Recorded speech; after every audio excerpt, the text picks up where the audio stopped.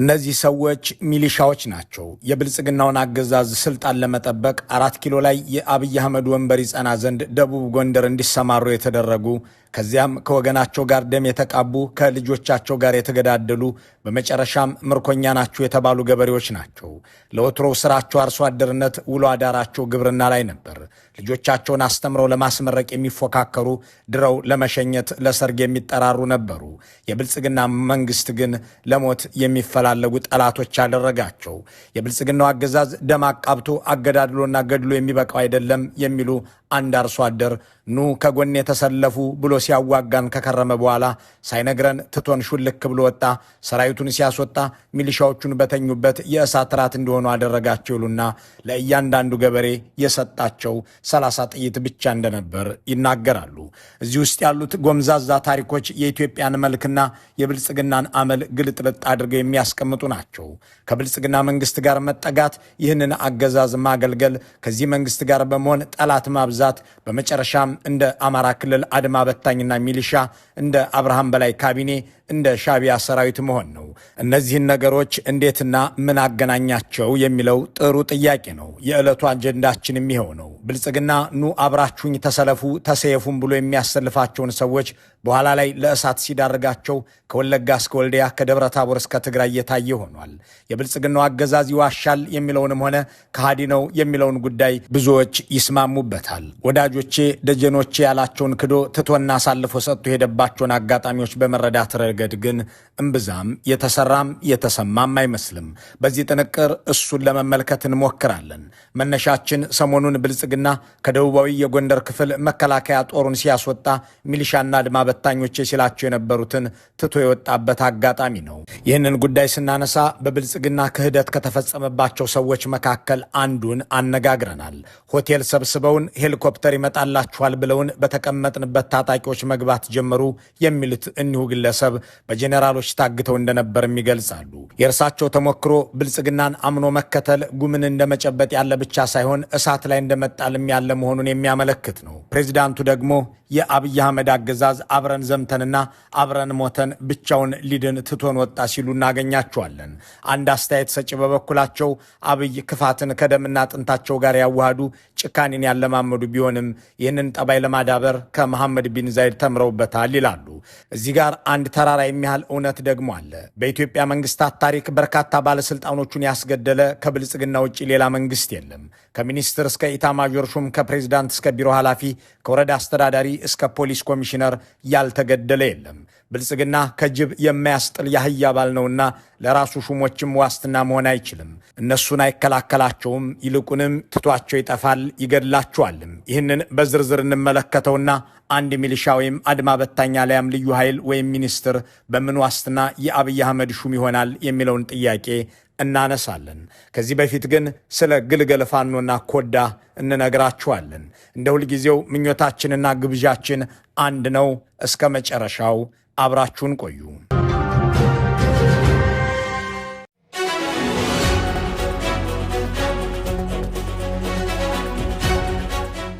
እነዚህ የአብይ አህመድ የስልጣን ዘበኛ ሆነው በአማራ ክልል ይሰማሩ ዘንድ በየ3 ወሩ ግራቀኝ እየተባሉ እየተሰለፉ ከብር ሸለቆና ደብረ ማርቆስ የሚመረቁ ወታደራዊ ምልምሎች ናቸው።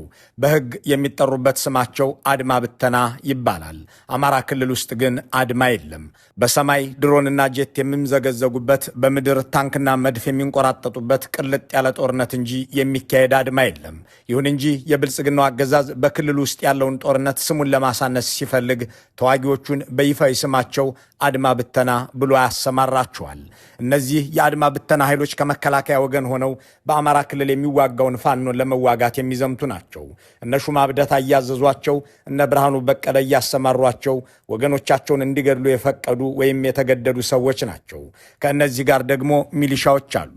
የአማራ ክልል አርሶ አደር መሬቱን በዓመት 3 ጊዜ አርሶ ለማምረት ከሚችልበት ስርዓት ወጥቶ ተደራጅቶ የአብይ አህመድ ኦህዴዳዊ የብልጽግና አገዛዝ ዘበኛ እንዲሆን ከወገኖቹም ጋር ደም እንዲቃባ ተፈርዶበታል።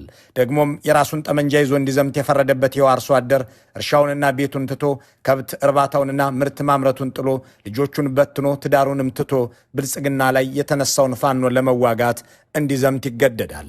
እነዚህን መንግስታዊ ኃይሎች የኦህዴድ ብልጽግና በይፋዊ ስማቸው አድማ ብተናና ሚሊሻ የሚል ስም ቢሰጣቸውም በውስጥ የሚጠራቸው ግን ኮዳና ግልገል ፋኖ በሚል ቅጽል ስም ነው።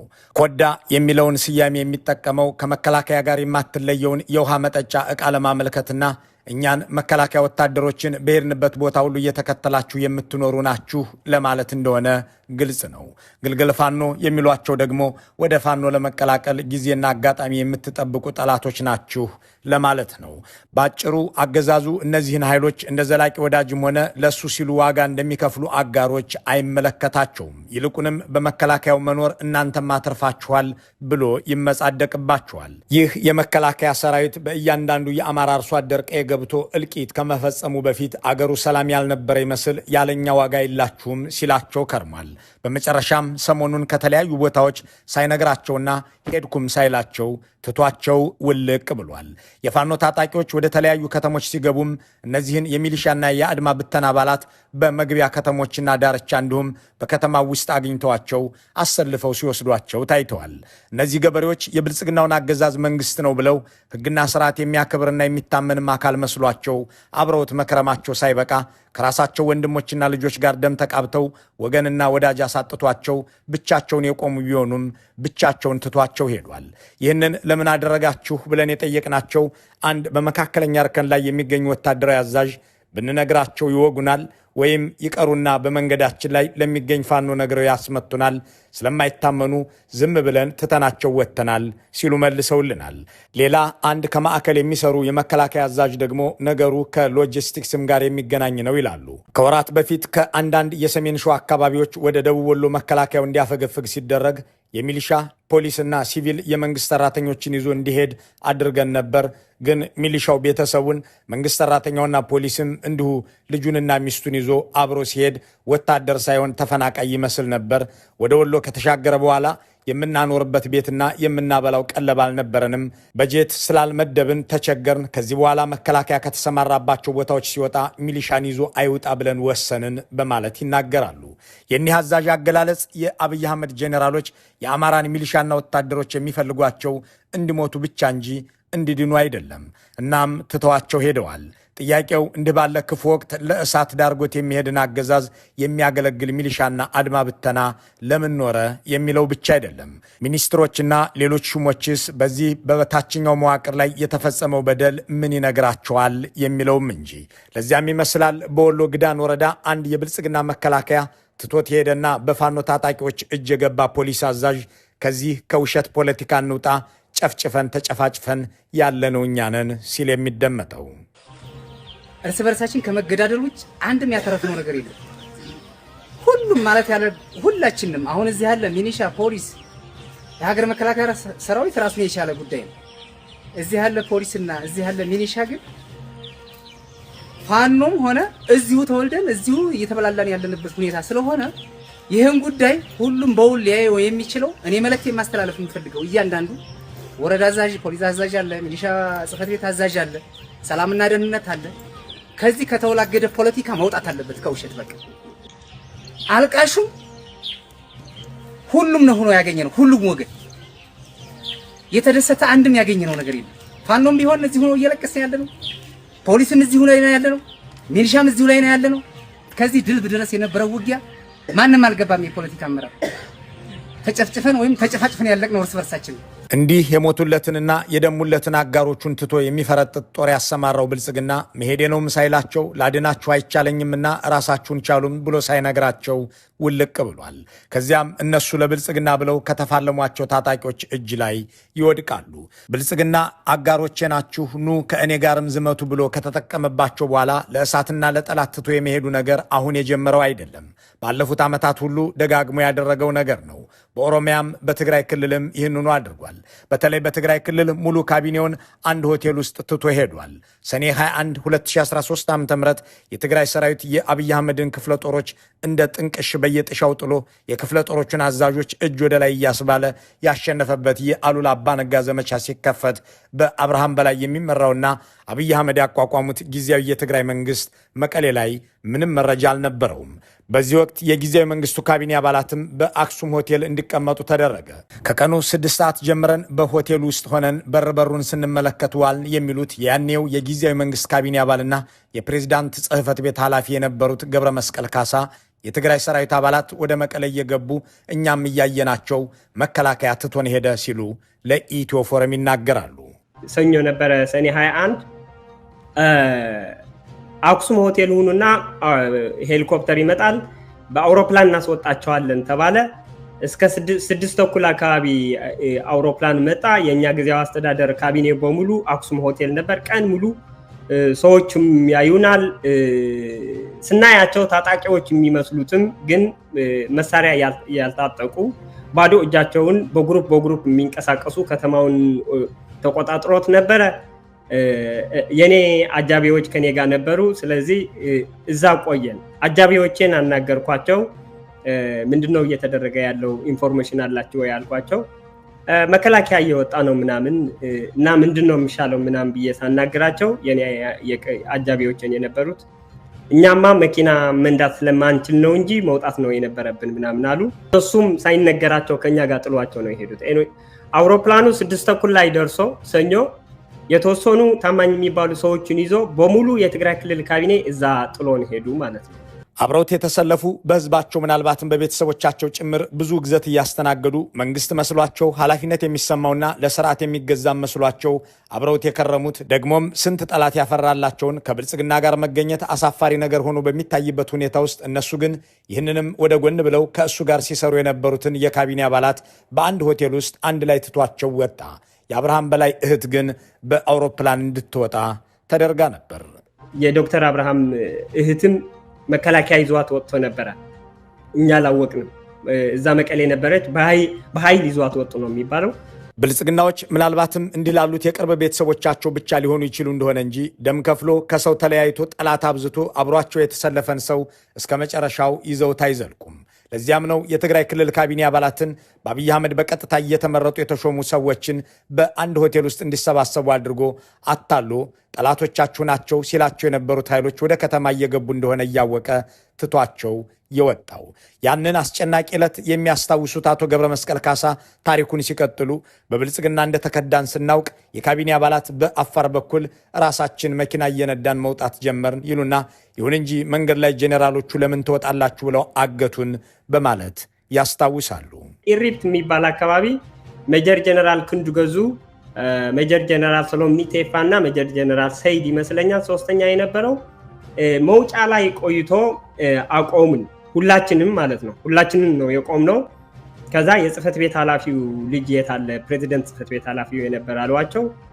አሳየዋቸው። ከዛ ጠርቶኝ ወደ ቋጥኝ የሚመስል ወደ ውስጥ ገባን እና ወደዚህ ብሎኝ እዛ ተነጋገርን ምናምን። ወዴት ነው የምትሄደው? የት እየሄዳችሁ ነው ምናምን ብሎ ጠየቁኝ። እናንተ ወዴት ነው የምትሄዱት ብዬ ጠየቅኳቸው። ወዴት ነው የምትሄደው አሉኝ። አዲስ አበባ ነው የምንሄደው ምናምን አልኳቸው። ማና ብሎ ነው አለኝ ሜጀር ጄኔራል ክንዱ ገዙ። ዶክተር አብርሃም በላይ ነው። ምኑ ነህ ምናምን ሲለኝ የዶክተር አብርሃም በላይ የእህቱ ልጅ ነኝ አልኩት። ምክንያቱም ወታደሮች ነበሩ፣ ስናይፐር ይዘዋል። ሁኔታው አልተመቸኝም። እና አቶ ገብረ መስቀልና መላ ካቢኔው መንግስትና ስርዓትን የሚያከብር መሪ ያለ መስሏቸው አብረውት የከረሙት ጦር ከድቷቸው ሲወጣ ተከትለውት መውጣት እንኳን እንደማይችሉ ሲያውቁ አውራ ተላላኪውን የአብርሃም በላይን ስም መጥራት ነበረባቸው። የሱ የስጋ ዘመድን መስለው ማታለል ነበረባቸው። በሳቸው ምክንያት መላ ካቢኔው ተርፎና ተፈቅዶለት ከ3 ቀናት በኋላ ወደ አዲስ አበባ ተሄደ። እዚያም ሲደርስ የትግራይ ዘር ወደ ከተማ እንዳይገባ የከለከለው አገዛዝ እነሱንም አገታቸው። እንዲህ ያለ መንግስት ደም ሰጥተው ከወገናቸውም ደም ተቃብተውና ተጣልተው ለሚያገለግሉትም የማይሆን መንግስት የራሱን ሰዎች ለጠላቶቹ ትቶ የሚፈረጥጥ ጦር በኢትዮጵያ ውስጥ ሲከሰት ምናልባትም ብልጽግና ቀዳሚ ሳይሆን አይቀርም። የደርግ መንግስትን ምሳሌ እናድርግ። በ1981 ዓ.ም ከመላ ትግራይ በህወሓት እንደተሸነፈ ያወቀው የመንግስቱ ኃይለማርያም መንግስት የተረፈውን ሰራዊት ሲያስወጣ በትግራይ ክፍለ ሀገር ውስጥ አሰማርቷቸው የነበሩ የአካባቢው ተወላጅ መንግስት ሰራተኞችን በጠቅላላ መምህራንን፣ የማዘጋጃ ቤት ኃላፊዎችን፣ ሾፌሮችን፣ የባንክና የጤና ባለሙያዎችን በአጠቃላይ መላ ተቀጣሪዎችን ይዞ ወደ ደሴ ከተማ አፈገፈገ። ለ2 ዓመታት ያህልም ያለ ሥራ ደሞዝ እየከፈለ በዚያው በደሴ ከተማ ላይ አስቀምጧቸዋል።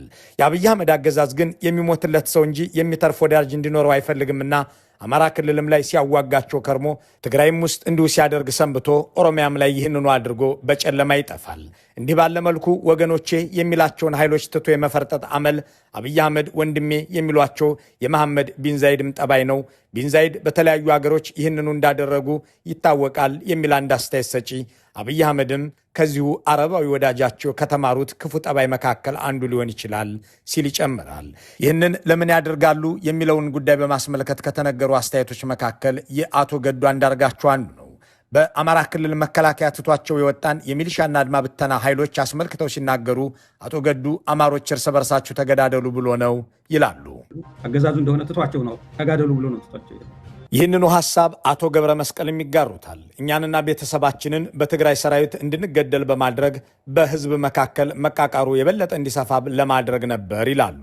ካቢኔው ሆን ብሎ ለብዙ ሰዓታት ለአደጋ ተገላጭነት አንድ ላይ ሰብስቦን አክሱም ሆቴል ላይ አንድ ቀን ሙሉ እዛ ቁመን ከነሻንጣችን ጋር ከነእቃዎቻችን ጋር በሙሉ የትግራይ ክልል ካቢኔ እዛ የነበረው ጥሎን የወጡት የትግራይ ኃይሎች ሲገቡ ከፌደራል መንግስት ጋር ለምን ትሰራላችሁ ብሎ ስለሚበሳጩ በስሜት ተገፋፍቶ ይገድሏቸዋል ብሎ ያንን ሁሉ ሰው ገብቶ የትግራይ ኃይሎች ቢገድል እዛ ቤተሰብ አለን። እያንዳንዱ ቤተሰብ ላይ ቅራኔ ስለሚፈጠር ወንድም በወንድሙ ላይ እየተገዳደለ እንደዛ አይነት ክፍፍል ተፈጥሮ መረጋጋቱን እንዳይቀጥል በማሰብ ይመስለኛል ጥሎን የወጡት። በነገራችን ላይ ብልጽግናን ጥሎን ወጣ በሚል የሚያማርሩት ለእሳትና ለጠላት ትቶን ሸሸ ብለው የሚናገሩት የአገር ውስጥ ኃይሎች ብቻ አይደሉም። የቀድሞ ወዳጁ የሻቢያ መንግስትም ይህንኑ ምሬት ይዞት በቴሌቪዥን ተከስቷል። በ2013 ሰኔ 21 በዚያች የብልጽግና ጄኔራሎች የቀዱትን ውስኪ ሳይጠጡ በፈረጠጡባት ዕለት ሄድን ተከተሉን ሳይሉ የሸሹት የትግራይ ጊዜያዊ መንግስት ሹሞችን ትተው ብቻ አልነበረም ወዳጃቸውን ሻቢያንም እንጂ ና አብረን እንግደል፣ ሴቶችንም እንድፈር፣ ፋብሪካም እንንቀል ብለው የጠሩትን የሻቢያን ሰራዊት 8 ወር ሙሉ በዚሁ ግብሩ አቆይተውት ሳይነግሩት ትተውት ወጥተዋል።